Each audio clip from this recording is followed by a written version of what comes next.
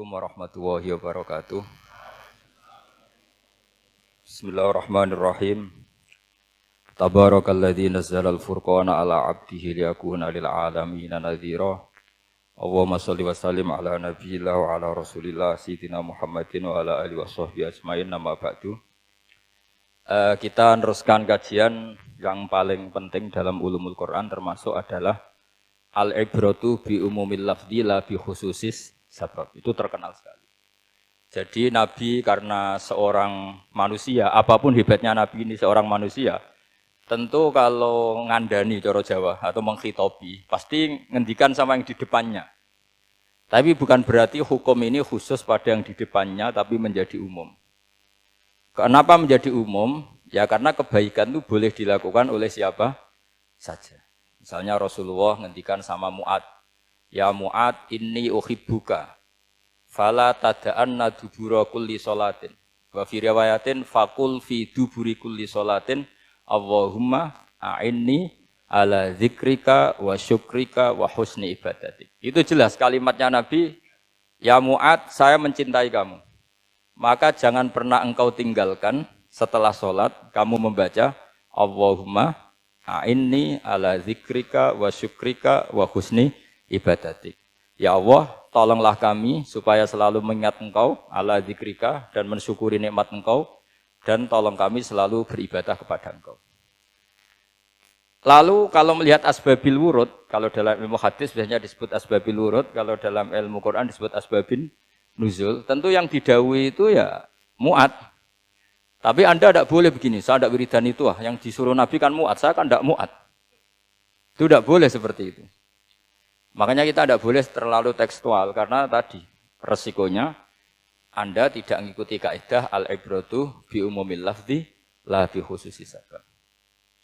Sebab itu saya tadi di kantor rektorat ya Pak Ordas ya, bilang nanti untuk kajian yang di kantor rektorat pakai kitab Syajaratul Ma'arif, karena kitab itu juga yang sekarang dalam proses penerjemahan saya dengan Pak Quraisyab di PSG, yang di sini pakai kitab Itqan. Nanti mulai bulan depan, karena saya dipaksa untuk meneruskan. Ini sudah kayak Tuhan saja maksa-maksa. Itu pakai kitab Itqan. Nanti babnya tak kasih yang mendesak untuk diketahui. Termasuk apa? Al-ibratu bi umumil lafzi la bi khususis sabab. Sehingga di Quran misalnya begini, ada cerita begini. Nabi Isa itu bilang begini, saya ini siapa? Saya ini adalah orang, kata Nabi Isa, wa ja'alani mubarakan aynama kuntu. Saya adalah orang yang di mana-mana itu memberi berkah, memberi manfaat kepada siapa saja. Itu jelas tentang Nabi Isa. Tapi oleh ulama dikasih judul yang umum. Babu nafil ibad bikullil bilad.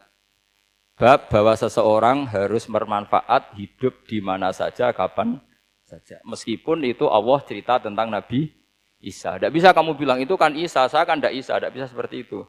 Isa adalah ibaratun an ahlil khairi. Isa adalah figur orang baik. Tentu yang dilakukan baik. Tentu kebaikan boleh ditiru siapa saja. Jadi sehingga nanti pada akhirnya nama-nama yang disebut Allah di Quran itu kalau nama orang baik tentu kita boleh ikut. Paham ya? Kalau nama orang buruk tentu kita tidak boleh ikut. Ya gitu aturannya. Sehingga tadi ada al-ibratu bi umumil lafzi la bi khususi sabab. Jadi yang jadi pegangan adalah standar kalimat umum dengan pemaknaan yang ditentukan ulama. La bi khususi sabab tidak terkait sebab itu. Misalnya yang paling masyhur tentu dalam hadis Madinah itu kira-kira kan utaranya Mekah ya, kira-kira ya. Utaranya Mekah apa selatannya? Utaranya kayak, utaranya. Dulu penduduk Madinah itu kalau bikin kloset itu, pokoknya kalau qada'ul hajat itu menghadap ke utara atau selatan. Terus kata Rasulullah, kalau kamu sedang qada'il hajat, sedang buang kotoran tuh jangan menghadap Ka'bah, juga jangan membelakangi Ka'bah. Itu Nabi redaksinya unik. Walakin syarriku aw gharibu. Tetapi kamu menghadap barat atau menghadap timur. Itu semua riwayat walakin syarriku aw gharibu, tapi kamu menghadap barat atau timur. Nah, artinya apa? Kata syarriku aw gharibu adalah binisbat di ahli Madinah, karena orang Madinah posisinya di utara Mekah. Sehingga kalau menghadap utara atau selatan berarti menghadap Ka'bah atau membelakangi Ka'bah. Dan itu tidak boleh dalam proses qada'il hajat, masbuk kotoran. Terus Nabi memerintahkan menghadaplah ke barat atau ke timur. Nah, al-ibratu bi'umil lafzi la bi khususi sabab juga direvisi oleh ulama begini, kecuali sebab itu ada ilat. Maka kalau demikian yang dimenangkan ilatnya bukan teknya. Saya ulang lagi, yang dimenangkan ilatnya bukan teknya. Kayak tadi, di hadis itu kan Nabi ngintikan apa? Tetapi menghadaplah barat atau menghadap ke timur. Tentu orang Indonesia malah kalau itu kebalikannya. Orang Indonesia kalau ke barat atau ke timur kan malah menghadap Ka'bah atau membelakangi Ka'bah. Di sini pentingnya ijtihad. Dan ijtihad ini lazim, bukan harus Imam Syafi'i atau Imam Malik. Semua orang normal pasti tahu proporsi kalimat tadi. Karena ada aturan al-hukmu yaduru ma'ilatihi wujudan wa adaman. Begitu seterusnya. Ini penting saya utarakan. Sehingga ketika Rasulullah sedekah dengan dinar dikasihkan fakir miskin atau dirham dikasihkan fakir miskin, pikirannya ulama adalah sedekah dengan mata uang yang berlaku saat itu. Tidak selalu ditetapkan dinar atau dirham. Begitu juga ketika Rasulullah dulu zakat fitrah pakai susu kering atau pakai kurma atau pakai gandum. Ulama semua bilang yang penting kuti ahlil balad. Yang penting makanan pokok di negara itu. Dalam konteks Indonesia tentu apa? Beras. Ini penting saya utarakan karena tanpa mengkaji ulumul Quran seperti ini. Dan kita insya Allah bulan depan saya langsung bawa kitab Itkon. Di situ ada beberapa contoh.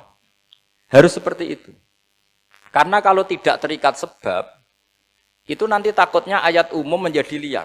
Misalnya begini, pernah ada aliran sesat dulu. Kebetulan di Jogja itu, saya lihat di TV.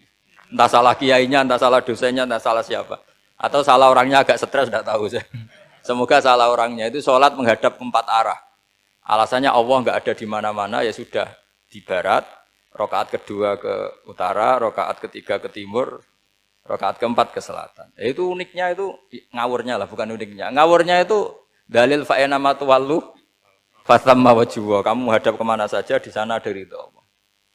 Sehingga semua ulama ketika bikin kaidah al-ibratu bi'umil lafzi la bi khususi sabab selalu menyertakan kecuali khusus sabab ini ada illatul hukmi. Maka itu enggak jadi. Kayak ayat tadi, kalau kamu pakai umumnya lafaz itu kan boleh sholat menghadap mana saja. Nah makanya Imam Syafi'i ketika ditanya, lalu ayat ini proporsinya gimana? Kata beliau, fis safar. Orang yang sedang di pesawat, mau sholat, tentu masuknya fatamma wajibah. Jadi dalam kondisi bepergian, yang kita ingin sholat, maka pakainya ayat seperti itu. Tapi kalau kondisi nomor, fawal liwajaka syatral masjidil haram. Jadi makanya ini penting ngaji ulumul Quran. Kita tidak bisa hanya megang terjemah atau megang apa, kemudian kita fatwa atas nama Quran dan hadis. Sehingga dulu syaratnya memang ketat, harus hafal Quran, hafal hadis, menguasai usul fikih, menguasai macam-macam. Karena tanpa itu memang tidak bisa. Sampai Ibnu Abbas ngendikan, kamu jangan pernah fatwa pakai Quran. Fa inna lahu wujuhan katsirah, karena Quran punya sisi yang banyak. Walakin hajuhum bisunnah. Kalau kamu adu hujjah, pakailah sunnah Rasulullah SAW. Karena di situ penjelasan Quran. Misalnya tadi Rasulullah ketika kondisi normal pasti sholat menghadap Ka'bah. Jadi kalau bepergian nanti unta, kata riwayat-riwayat, ainama tawajjahat bihi rakhilatuh, kemana saja posisi unta menghadap. Ada ulama berpendapat itu khusus sholat sunat. Kalau sholat fardu dalam kondisi ada punya mobil harus berhenti. Ini madzhab Syafi'i. Sehingga misalnya saya, Pak Harsoyo, Pak On, bawa kijang, mobilnya sendiri. Kalau sholat fardu jangan mentang-mentang pakai kendaraan terus menghadap sekenanya. Kalau mau ke Banyuwangi berarti menghadap ke timur, enggak, itu yang boleh hanya sholat sunat. Kalau sholat fardu harus berhenti. Karena kijang ini dalam kendali Anda. Kecuali dalam surah yang kendaraannya tidak dalam kendali Anda. Misalnya kita naik pesawat. Jadi harus dibedakan. Jangan mentang-mentang Nabi sholat di onta kemana saja menghadap. Tapi konteksnya kan onta ini, cara berpikir onta ini dalam kendali Nabi. Tapi kalau pesawat kan tidak. Jelas ya? Jadi makanya ini pentingnya proporsional. Jadi kalau kita naik kijang misalnya mau ke Banyuwangi, kalau waktu zuhur ingin sholat ya harus berhenti. Karena yang aina matawat jahat bihi rakhilatuh, kemana saja kendaraan membawa kita itu dalam konteks sholat apa? Sunnah. Jadi ini pentingnya ulama. Ini yang dikatakan al-ulama warasatul anbiya. Karena sanad ini musalsal terurut sampai Rasulullah SAW. Terus ada lagi ayat umum yang akhirnya jadi judul umum. Misalnya begini. Kita tahu cerita Nabi Khidir, di antara ceritanya ada satu kampung itu pelit. Makanya orang pelit itu wajib didendami. Karena Nabi pun itu baik-baiknya orang. Kalau sama orang pelit tetap dendam. Karena buruk-buruknya orang itu orang pelit. Tahu kan alamatnya orang pelit? Qoribun minan nar, ya dekat-dekat neraka itu kira-kira. Karena al-bakhil qoribun minan nar, ba'idun minal jannah. Jadi kalau sama tanya alamatnya ya dekat-dekat neraka. Singkat cerita, Nabi Musa dan Nabi Khidir itu kecapean sekali masuk satu kampung. Karena saking kecapean, lapar, minta kampung itu menyediakan makanan. Istatama itu mereka minta makan, saking laparnya, saking karena di perjalanan yang melelahkan. Istatama ahla fa'abau ayyudhayifuhuma. Tapi kampung situ kampung pelit. Jika semuanya tidak mau yang ngasih apa? Makan. Tapi pas mau keluar dari kampung, ada tembok, ada kayak prasasti itu, yang mau roboh. Yang mau apa? Roboh. Terus sama Nabi Khidir, tembok yang mau roboh ini ditata. Ditata jadi baik lagi. Nabi Musa kata Nabi Musa, kok kurang pegawaian mau medit, pagri mbok urusi. Jadi makanya dendam sama orang meditnya agak sunat. Karena Nabi Musa juga marah sama Nabi Khidir. Orang kayak kampung kayak begitu pelit kok temboknya apa rusak kamu benahin gitu. Terus Nabi Khidir menjawab, wa amal jidaru fakana lulamaini yatimaini fil madinati wa kana tahtahu kanzul lahuma wa kana abuhuma sholiha. Begini loh, tembok ini adalah penyimpan harta. Penyimpan harta untuk anak yatim. Bapaknya dulu itu soleh. Artinya terus dibabkan oleh ulama. Babu ikrami sibyanil mu'minin. Bab kita memuliakan anak-anak orang soleh. Sehingga dalam adat kita menghormati Habib, menghormati Gus, menghormati anak pahlawan, menghormati orang-orang yang dulu berjuang kepada untuk Indonesia. Karena di antara yang dipertimbangkan Nabi Khidir adalah wakana abuhuma sholihah. Tentu kita menghormati putra-putri yang dulu mendirikan UII, macam-macam. Ya tentu proporsional, tapi tetap saja dapat poin dulu atas nama putra pahlawan, putra orang-orang soleh. Karena Nabi Khidir ketika mempertimbangkan itu, alasannya wakana abuhuma sholihah. Fa'aroda rabbuka yablugha ashuddahuma wastakhrijakan zahuma. Tentu Allah ingin kalau tembok ini roboh, kemudian kelihatan khazanahnya atau tabungannya, nanti dipakai orang-orang zalim. Kalau dipakai orang zalim, maka yang berhak tidak mendapatkan.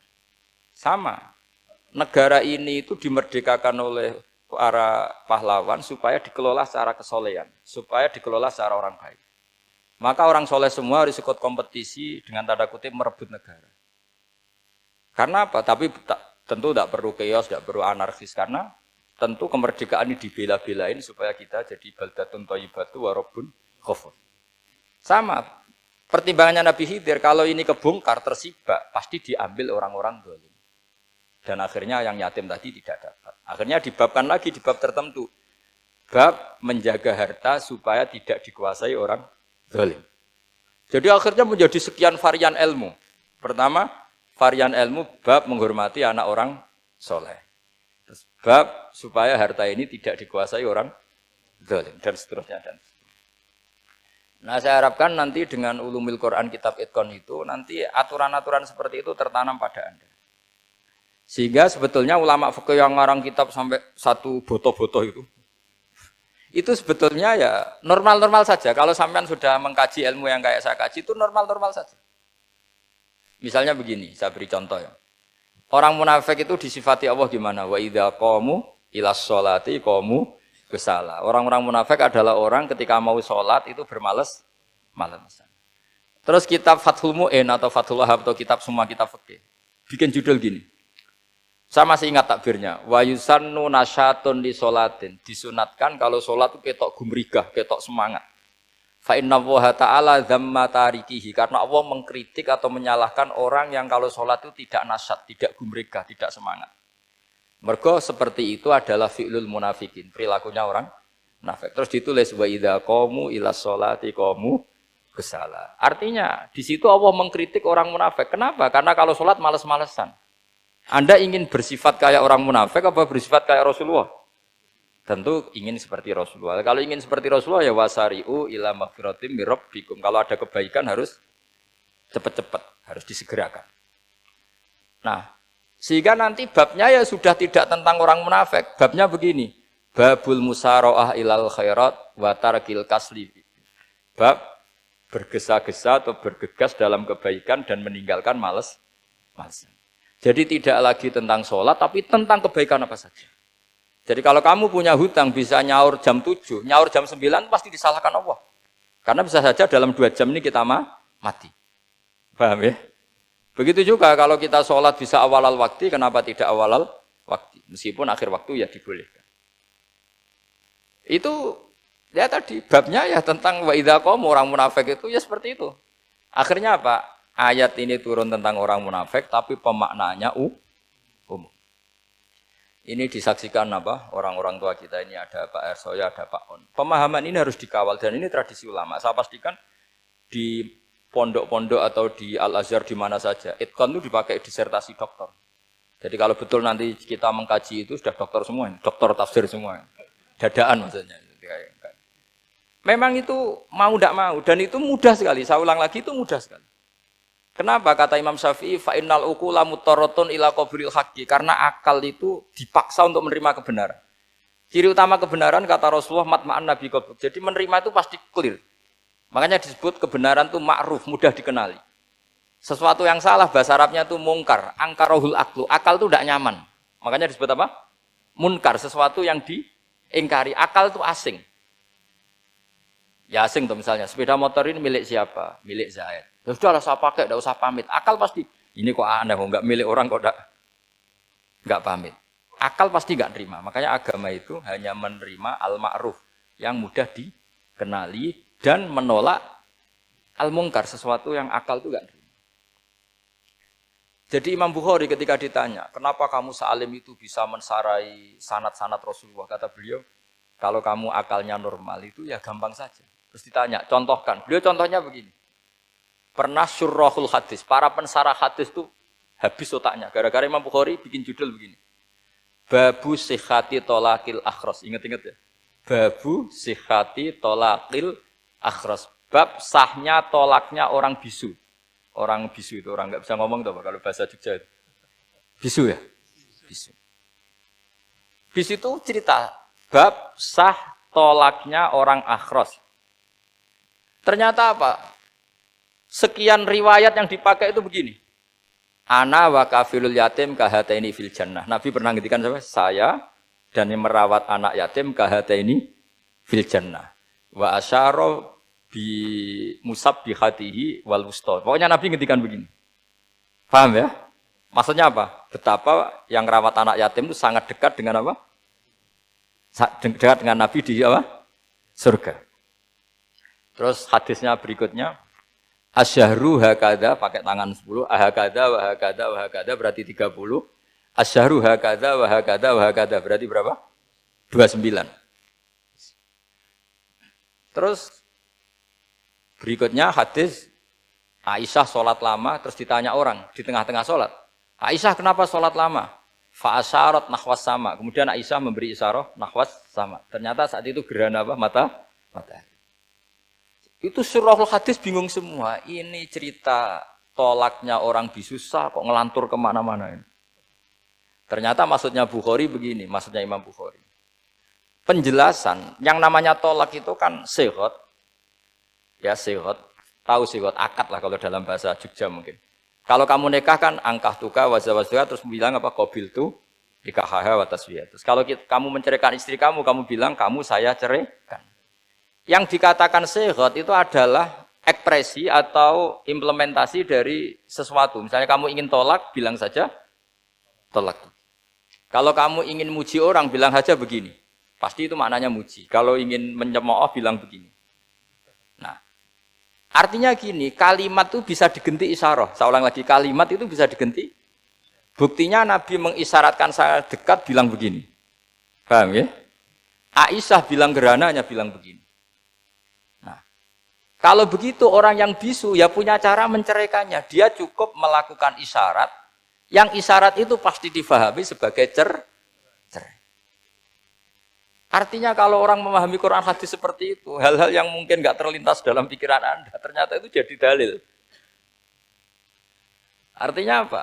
Rasulullah yang bisa ngendikan saja kadang menjelaskan sesuatu pakai isyarah. Nah, dengan demikian terus jadi rumus al-isyarah al-mufhimah bimanzilatin nutqi. Isyarah yang memahamkan sama dengan ucapan. Sehingga ini pengganti ijab qabul. Itu cara-cara memahami istihad, memahami Quran dan hadis. Caranya gimana? Kita harus belajar ulumul Quran. Ya, perangkat yang dipakai seluruh dunia termasuk kitab Itqan itu. Dan kitab Sajaratul Ma'arif itu yang saya kaji dan dikaji seluruh ulama di dunia. Karena saya tidak biasa ngaji tanpa kitab yang perlu kita kaji. Saya sendiri itu bisa seperti ini ya barokahnya kitab-kitab itu. Jadi gak terlintas tapi ya tadi. Rasulullah yang bisa ngendikan saja, sering iktifa, sering ngalap cukup dengan apa? Isyarah. Oh kalau gitu berarti al-isyarah bimanzilatin nutqi. Isyarah itu sama dengan ijab dan qabul. Apalagi ini orang akhros, orang bisu yang nggak bisa ngomong. Lalu kalau tolak kayak apa, kalau nikah kayak apa. Ya, tapi Imam Bukhari itu uniknya tadi bikin judul Babu Sihati Tolakil Akhros, kemudian cerita anak wa kafilul yatim. Nah itu kalau orang kan nggak sambung, ini sambungnya di mana? Kok malah cerita anak yatim? Ternyata kata kuncinya kahata ini seperti ini dan orang paham sangat sangat. Makanya hati-hati dengan isyarah karena kalau itu betul mengganti lafadz, berarti Anda kalau nyun sewu melafatkan tolak terganti isyarah, ya agak masalah itu. Tapi semoga enggak lah. Istri satu kok dicerai nanti nggak punya istri nanti malah repot. Tapi ini kan saya cerita ilmu saja. Ya saya cerita apa? Cerita ilmu. Jadi kalau ada orang bilang semua yang ada di dunia itu ada di Quran. Itu caranya ya seperti ini. Jangan kayak orang-orang yang terlalu tekstual.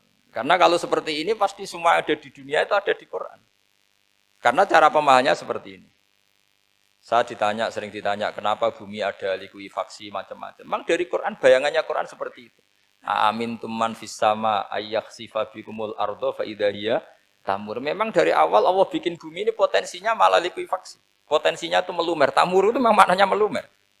Dan ketika Allah nyifati bumi wal ardi dzatis sodun maknanya pecah. Dan Allah tidak sekedar mengatakan pecah, dzatis sod sifat dasar bumi itu mudah pecah. Jadi kalau dzat itu sifat dasar. Jadi meskipun Quran tidak meneliti spesifik kayak para ahli gempa, tapi dari awal Allah ngendikan bumi itu dzatis sod wal ardi dzatis sod. Bumi adalah berkarakter pecah. Kenapa berkarakter pecah? Karena dari awal bumi ini lempengan-lempengan. Di Qurannya dijelaskan gitu. Wa fil ardi qita'um mutajawirat. Bumi ya kelihatannya banyak, kelihatan satu, sebetulnya dari qit'ah, dari potongan. Lah qit'ah itu jamaknya qita'. Terus disebut mutajawirat, saling berdampingan. Kalau dalam bahasa Arab berdampingan itu berarti sel-selnya beda. Kalau bahasa Arab bilang sesuatu yang bercampur namanya mukhalatoh, jadi satu. Kalau yang beda jenis namanya mujawarah. Nah, Al-Quran itu bilang wafil ardi qita'um mutajawirat. Bumi ini karakternya per potongan-potongannya karakternya beda-beda. Sehingga memang potensinya bumi ini hancur. Apalagi dari awal memang dipersiapkan mau dihancurin. Makanya nggak usah takut kiamat. Memang rencana Tuhan mau dihancurin. Makanya sanggup takwa saja. Kalau ingin menghentikan penghancuran ini tidak bisa. Itu sudah dalam rencana Tuhan pasti dihancurin. Makanya kalau orang sufi ditanya, kenapa tidak bangun rumah? Tuhan aja mau rencana hancurin bumi, kok saya rumah tak tata nanti juga hancur. Tapi kalau di Islam kota saya ngomong gitu kan dia kata, wah ini orang nggak jelas ini. Gitu. Padahal yang kedonyan itu yang nggak jelas sebetulnya. Tapi ini saya cerita, jadi supaya UII ya, yang didirikan ulama-ulama. Saya masih ingat ketika Profesor Zaini cerita, Pak Zaini saya ini kan kiai, saya tidak punya gelar apa kok jenengan minta bantuan ini. Katanya Pak Zaini dulu UI ya didirikan banyak kiai dan sebagian pendirinya juga nggak punya gelar katanya. Gitu. Tapi mendingan nggak punya gelar manfaat daripada punya gelar nggak manfaat. Malah problem. Tapi ya nggak masalah. Sudah ada manfaat, tidak punya gelar malah repot lagi. Sudah cara berpikir gitu saja sudah. Pokoknya sementing semuanya baik apa saja. Jadi nanti setelah sampean mengkaji ulumul Quran ya tadi seperti yang dikatakan Imam Syafi'i itu gampang sekali. Kenapa gampang? Karena fa'innal uqula muttarratun ila qabulil haq. Akal ini pasti dipaksa untuk menerima kebenaran. Kayak saya berkali-kali ditanya sama seorang kiai, kenapa sih Gus masalah la ilaha illallah kok sampai Nabi ngendikan wa inzana wa insaraka. Siapapun yang melafadzkan la ilaha illallah Muhammadur Rasulullah, itu suatu saat pasti masuk surga. Meskipun dia pernah zina, pernah maling. Itu jelas teks hadis di Bukhari, di Muslim, wa inzana wa insaraka. Meskipun zina dan ini bukan berarti Nabi melegalkan perzinahan, enggak, ma'adzallah, enggak akan terjadi. Nabi melegalkan perzinahan. Tapi Nabi ingin ngendikan begini. Absolutisme kebenaran itu tidak terganggu oleh kesolehan dan kefasikan. Karena kebenaran absolut siapapun akan ngomong seperti itu. Saya berkali-kali nyontohkan, Rektor Al-Azhar akan bilang 1 tambah 1, 2. Lonte ya bilang 2, koruptor ya bilang 2, KPK ya bilang 2, 01 ya bilang 2, 02 ya bilang 2. Karena absolutisme kebenaran. Dan Nabi itu ingin mengatakan bahwa Allah Tuhan ini kebenaran sejati. Sehingga siapapun yang melafadzkan sah. Jika orang yang kafir 70 tahun sekali melafadzkan syahadat, sah. Tidak usah begini. Pak kafir, soleh dulu ya beberapa tahun gitu. Baru Anda sah melafadzkan kalimat la ilaha. Tidak ada seperti itu. Semua ulama ijma, orang kafir 70 tahun melafadzkan la ilaha illallah sekali, langsung menjadi Muslim. Kenapa sah? Kebenaran absolut tidak bersyarat kesolehan maupun kefasikan. Ya kayak tadi, orang bilang 1 tambah 1 harus profesor apa anak TK boleh? Jangan mentang-mentang profesor, doktor, rektor, UGM, atau UI. Tadi anak kecil bilang berapa 1 tambah 1? 2. Sudah, aku tak bilang 4. Tidak bisa. Kebenaran absolut itu orang akan sepak. Nah, Quran itu termasuk kebenarannya absolut. Maka harusnya siapapun bisa memahami Quran. Termasuk orang yang sebelum Islam. Sekarang saya tanya ke sampean, ketika Umar masuk Islam karena dengar Quran itu dulu dengarnya apa dulu Islamnya? Dulu dengarnya dan dia paham. Wa ma huwa min kalamil basar, ini tidak mungkin omongan manusia seindah ini. Karena mudah difahami Quran. Nah sekarang enggak, karena ada sistem akademik. Itu terus orang macam-macam urutannya. Jadi repot sekarang. Kalau kata tafsir At-Tabari lebih ekstrim lagi.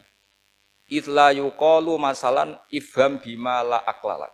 Jadi orang-orang kafir ini kan, orang-orang kafir Mekah ini kan Rasulullah jadi nabi ini kan semua orang masih kafir. Enggak ada mahasiswa UI, enggak ada orang NU, enggak ada orang Muhammadiyah. Semuanya orang kafir, semuanya masih kafir. Terus Nabi membawa Quran, maka khitab pertama itu bukan ya ayuhan nahdiyun, ya ayuhal Muhammadiyun. Khitab pertama kul ya ayuhal kafirun karena pendengarnya semuanya kafir. Dan itu mereka paham. Tapi nanti soal hidayat nomor 2. Tapi mereka itu yang jelas paham. Sehingga banyak orang kafir yang menjadi muslim karena mendengar Al-Quran. Jadi ini penting diketahui karena kebenaran itu milik siapa saja dan akan mudah difahami. Kayak tadi. Kalau 1 tambah 1, 2 itu rektor ya bilang 2, anak TK ya bilang 2, musuh kamu ya bilang 2. Kamu atas nama sentimen dengan musuh pun tetap bilang. Nah di sini kadang Nabi ngendikan mangqala la ilaha illallah dakhalal jannah wa inzana wa insaraka. Proporsinya seperti itu, bukan berarti Nabi melegalkan zina, bahwa kalimat ini kalimat yang kebenarannya absolut sehingga siapapun sah mengatakan itu, meyakini itu meskipun punya masa lalu seperti itu. Jadi jangan salah makna terus Nabi melegalkan, enggak sama sekali. Jadi saya mohon ini jadikan satu ilmu. Bahwa ilmu adalah tetap apa? Ilmu. Sehingga ada ayat kulil ladzina kafaru iyantahu yughfar lahum ma qad salam. Katakan kepada orang-orang kafir sekali menghentikan kekafirannya yughfar lahum ma qad salam. Maka kekafiran di masa lalu dianggap hilang dan dia hanya dengan status yang sekarang yaitu seorang mukmin. Karena dia disahkan melafadzkan la ilaha illallah. Makanya pernah ada cerita, ini penting saya utarakan ke jenengan. Ada orang kumpul kebo, singkat cerita kumpul kebo lelaki sama perempuan. Suatu saat Nabi dikasih tahu sama tetangganya, ya Rasulullah orang yang biasa kumpul kebo itu sekarang sudah nikah. Jawabannya Nabi unik. Alhamdulillah kira-kira gitu kalau bahasa Indonesia. Qad kharaja min sifahin ila nikahin. Dia sudah keluar dari tradisi zina, sekarang dia sudah dengan kehormatan nikah. Maksudnya gini, kalau malam Senin dia belum nikah, kumpulnya akan masih kumpul kebo bertahun-tahun gitu. Paginya dia nikah, malamnya sudah kumpul sunnah. Karena sudah nikah. Jadi sama seperti tadi. Kalau dia belum melafadzkan kalimat tauhid, ya statusnya dia kafir. Sekali melakukan kalimat tauhid, ya statusnya dia muslim atau mukmin. Sama. Ketika hubungan intim tanpa nikah namanya sifah perzinaan. Sekali nikah ya namanya sunnah. Jadi semudah itu. Dan Nabi tidak tanya macam-macam. Mau ngendikan qad kharaja min sifahin ila nikahin. Sudah keluar dari tradisi sifah menuju nikah. Pertanyaannya gini, kenapa enggak disyaratkan ini itu untuk nikahnya? Misalnya macam-macam. Ya sebetulnya syarat itu pasti ada, cuma begini loh. Orang yang ingin menghentikan keburukannya harus kamu katakan sah sekarang juga. Karena kita mengesahkan penghentian keburukan. Jangan lalu orang yang mau tobat malah dipersulit. Jadi misalnya la ilaha illallah, kamu belajar makhraj dulu, bilangnya la benar. Belajar bahasa Arab dulu. Ya kacau. Apalagi saya persiapkan seremonialnya dulu, nanti di masjid di syuting supaya satu Indonesia tahu yang Islamkan saya itu kiainya yang engkek malah repot lagi. Ini penting saya utarakan supaya clear. Jadi saya ulang lagi, al-ibratu bi umumil lafzi la bi khusus sabab. Allah ya enggak apa-apa cerita Nabi Musa, cerita Nabi Isa, cerita misalnya begini, bolehkah orang soleh itu jadi raja? Jawabannya harus bilang boleh. Karena Allah pernah menfigurkan tokoh soleh yang bernama Sulaiman dan Daud. Dan beliau adalah raja. Ketika Imam Syafi'i ditanya, bolehkah orang Islam tidak kawin? Ya asal dia ada zina ya boleh. Karena Allah menyebut hamba yang soleh dan sebagian mereka tidak nikah. Yaitu Nabi Yahya dan Nabi Isa. Yaitu wasayyida wa hasura wa nabiyya minas sholihin. Jadi cara berpikir Imam Syafi'i gampang. Bagaimana hukumnya orang Islam yang enggak nikah padahal dia tapi asal enggak zina loh ya. Ya jawabannya ya boleh karena Allah mensifati Nabi Yahya dan Isa dengan status hasur, tidak apa? Nikah. Bolehkah seorang soleh jadi raja? Ya boleh. Daud dan Sulaiman itu seorang soleh dan jadi raja. Bolehkah orang soleh itu fakir? Wah sudah banyak, enggak usah dibolehkan sudah banyak. Jadi gampang sekali Quran di depan ahlinya itu. Jadi kalau Imam Syafi'i ditanya, fa inna wa ta'ala dzakara abdan sholihan wa qala wa sayyida wa hasura wa nabiyyam minas sholihin. Ternyata ini orang yang ditanya, apakah boleh orang soleh itu jadi politikus, jadi pejabat? Ya boleh saja. Faqad ataina ala Ibrahim alkitab wal hikmata wa atainahum mulkan azim. Jadi ini yang boleh bukan sekedar Ibrahim. Padahal di ayat itu tentang ala Ibrahim. Cara berpikir ya tadi, ternyata kesalehan tidak mengganggu jabatan. Ya tentu ya maksudnya untuk kesalehan juga. Sehingga agama ini gampang. Makanya kalau ada yang tanya, bagaimana perempuan punya aktivitas? Ya jawabannya asal kebenaran ya boleh. Allah cerita Bilqis dan itu raja perempuan. Di hadis banyak kecakapan Aisyah memimpin, macam-macam. Jadi gampang saja. Nah, kenapa sekarang banyak orang berdebat tentang Quran dan nyuwun sewu sampai pada level gontok-gontokan ekstrim? Karena mereka nggak mau belajar ulumul Quran. Kegiatannya debat, tukaran. Yang bingung kita, yang waras ngalah lah kira-kira gitu. Ini nggak pernah ngaji Quran, gegernya. Ya kacau. Ada ulumul Quran, itu yang namanya kitab Al-Itqan. Dan itu dibukukan oleh ulama. Dan gampang sekali. Pernah ya Sayyidina Umar ketika Futuhat, beliau sudah Futuhat itu mengalahkan musuh-musuh Islam yang memusuhi Islam. Perlu dicatat, musuh-musuh Islam yang memusuhi Islam. Karena kalau yang tidak memusuhi Islam nggak boleh dimusuhi juga. Ya. Singkat cerita ditanya, kenapa kita tidak tasakuran besar-besaran, kita kan sudah menang. Padahal disambut sedemikian rupa. Jawabnya Umar apa? Inna wa ta'ala qad ayyara qauman faqala adhabtum thayyibatikum fi hayatikumud dunya wastamta'tum biha. Allah itu mengkritik kelompok kaum yang dalam hidupnya itu foya-foya. Maka saya akan mengurangi foya-foya itu supaya saya menyisakan jatah foya-foya saya sampai di surga. Nanti orang kafir ketika dimasukkan neraka di antara taubehnya Allah. Taubeh itu ya semacam kayak disalahkan gitu. Adhabtum thayyibatikum fi hayatikumud dunya. Jatah-jatah kenikmatan kamu, salah kamu habiskan di dunia. Sehingga kita harus pernah pas enak-enak tidur, tahajud, wiling-wilingan, ngurangi jatah. Sayyidah Aisyah itu cantik sekali, tapi sudah turu mujur di depan Nabi tetap sholat. Kalau sampai istrinya tidak cantik saja, nggak pernah tahajud. Itu masalah besar. Itu Aisyah itu kenangannya Aisyah.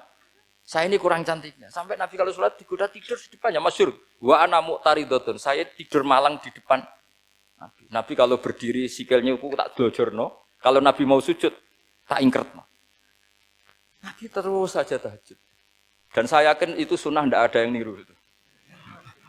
Aisyah loh, bukan yang Saudah, Aisyah. Di semua riwayat itu, kalau Saudah kan mungkin, wah pantesan Saudah kan gitu. Ini Aisyah. Terus ada cerita lagi, betapa Rasulullah memang Nabi betul. Aisyah itu istrinya paling cantik. Kan yang nyanyi cantik itu hanya Aisyah, Zainab sama Sofia. Kira-kira rivalnya itu.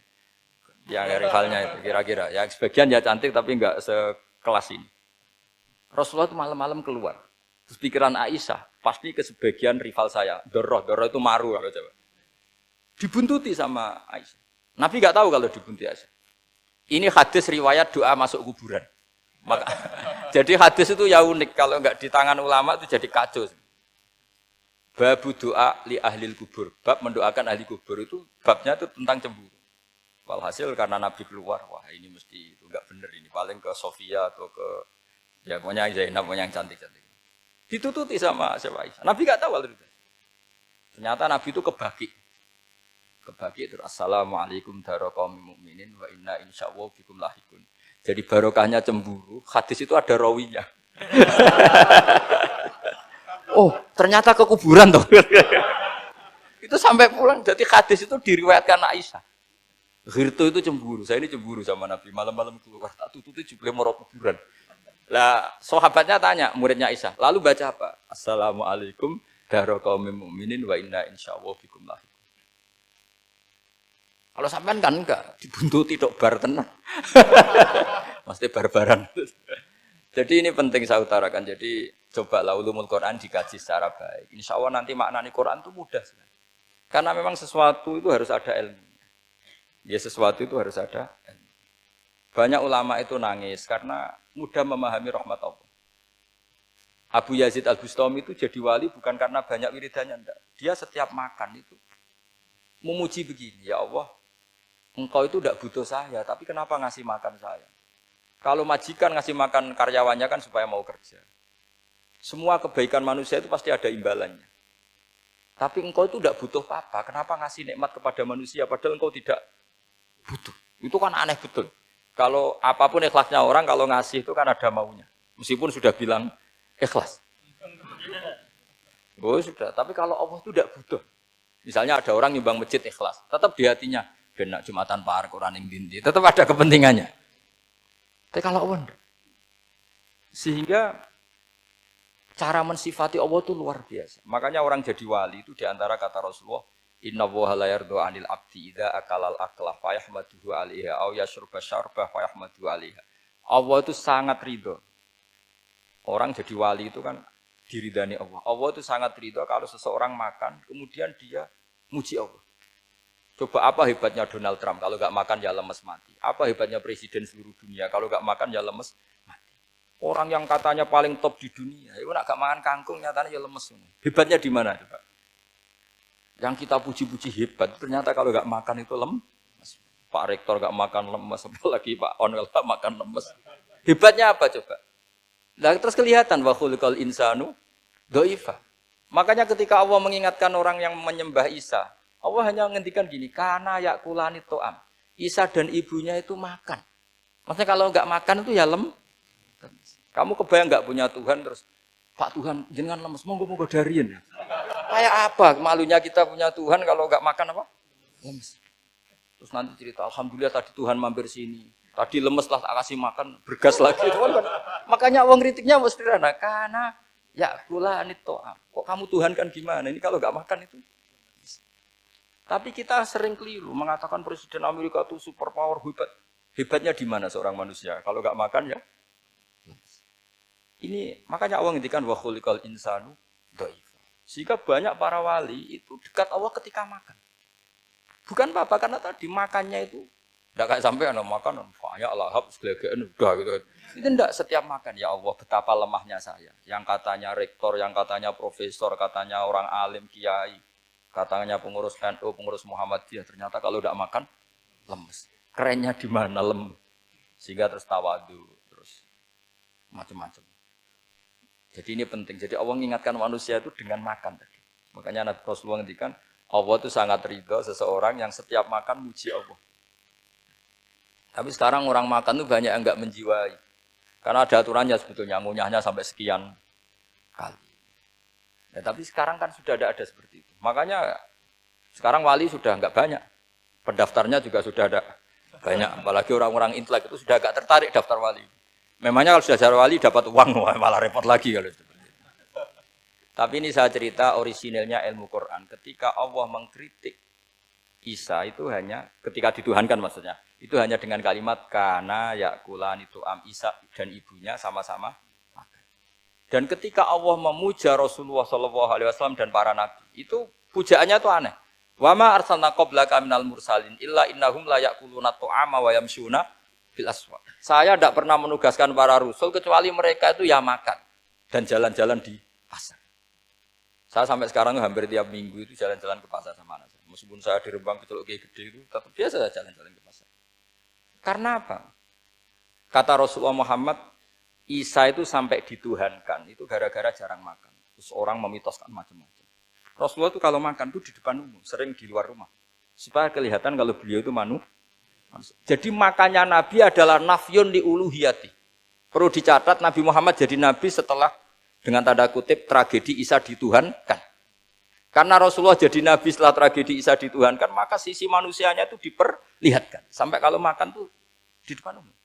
Tapi enggak marung di KFC, enggak ada riwayatnya itu. Di depan umum. Nah, karena kepentingannya itu sehingga makannya Nabi ini ibadah yang luar biasa. Karena menunjukkan sisi kemanusiaan yang akan aman, tidak akan dituhankan. Paham ya? Sama. Seperti kita misalnya kiai atau pejabat. Makan saja enggak apa-apa. Tunjukkan kalau kita manusia. Kalau enggak makan lemes. Dan kalau itu terus dalam hati kita, insya Allah kita orang yang mengimani wa khuliqal insanu dha'ifa. Betapa manusia itu lemah. Nah, tapi kita sekarang enggak. Kalau kita jadi rektor enggak bisa mengendalikan satu kampus, jadi kiai bisa mengendalikan umat. Pikirannya itu kayak Fir'aun. Dan di antara kesalahan Fir'aun adalah faqala ana rabbukumul a'la, bahwa saya bisa mengendalikan kalian semua. Maka dalam ilmu tasawuf yang pertama harus dihilangkan adalah sifat anania. Bahwa karena saya. Tapi kalau orang mau jadi wali atau orang dekat Allah, kenapa saya sering menyebut kata wali? Sebenarnya khazanah wali itu ada di Quran. Ala inna awliya Allahi la khaufun alaihim wa lahum yahzanun. Cuma orang kota senangnya bakas intelektual. Wong desa senangnya bakas wali. Akhirnya banyak orang yang enggak wali modus pura-pura wali terus nipu orang. Jadi sama-sama ada korban. Yang intelektual juga sama. Seakan-akan lebih intelek dibanding wali ini, makanya saya supaya bahasa intelektual ya ada di Quran, maksudnya terjemahannya ada, bahasa wali juga apa? Ada. Dan kadang orang jadi wali itu melakukan hal-hal yang kecil, yaitu merasa doif saat apa? Makan. Merasa doif saat makan. Karena tadi paling mudah menafikan ketuhanan seseorang adalah nyatanya kalau nggak makan lemes. Paling mudah mendoifkan manusia yang katanya presiden superpower pun kalau nggak makan. Apa artinya kehebatan manusia yang sehatnya bergantung nasi satu mangkok? Kerennya di mana coba? Presiden kondang bisa pengaruh seluruh dunia. Jajalnya gak mangan sedino. Lemes. Berarti hadar rojul lelaki ini bergantung satu mangkok nasi. Hebatnya di mana coba? Makanya ada seorang raja angkuh datang ke seorang ulama. Saya raja bisa mengendalikan dunia. Kata ulama, tanya gini, andaikan kamu tidak bisa minum, kemudian harus bisa minum kalau orang menukarkan kerajaan kamu boleh minum, asal kamu tidak jadi raja. Apa kamu kasihkan kerajaan kamu ketika kamu harus minum dengan cara seperti itu? Misalnya di tengah belantara, kalau di Arab kan sering ada apa? Sahara itu ada padang pasir.